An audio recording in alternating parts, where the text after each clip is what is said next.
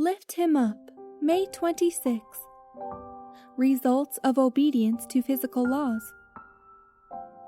These are the commandments, the statutes, and the judgments, which the Lord your God commanded to teach you, that ye might do them in the land whither ye go to possess it, that thou mightest fear the Lord thy God, to keep all his statutes and his commandments, which I command thee all the days of thy life, and that thy days may be prolonged. In this scripture we are taught that obedience to God's requirements brings the obedient under the laws that control the physical being. Those who would preserve themselves in health must bring into subjection all appetites and passions. They must not indulge lustful passion and intemperate appetite, for they are to remain under control to God, and their physical, mental, and moral powers are to be so wisely employed that the bodily mechanism will remain in good working order. Health, life, and happiness are the result of obedience to physical laws governing our bodies.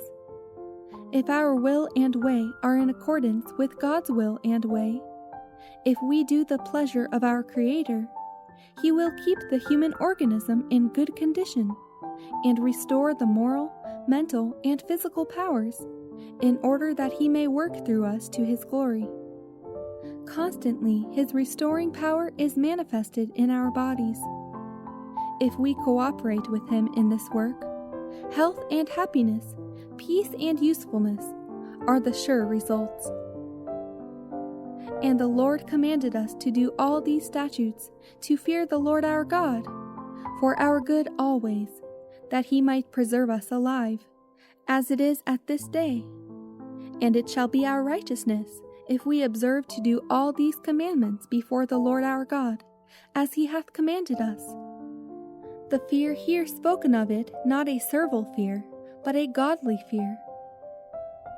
God gave these laws to Israel to preserve them in a happy, healthful state. If there had existed no Satan to tempt them, these special instructions would not have been needed. But unless the people had something to guide them, they would surely be led astray by the specious devisings of the enemy of all righteousness. Their only safety was to be found in hearkening with all diligence to the word of the Lord.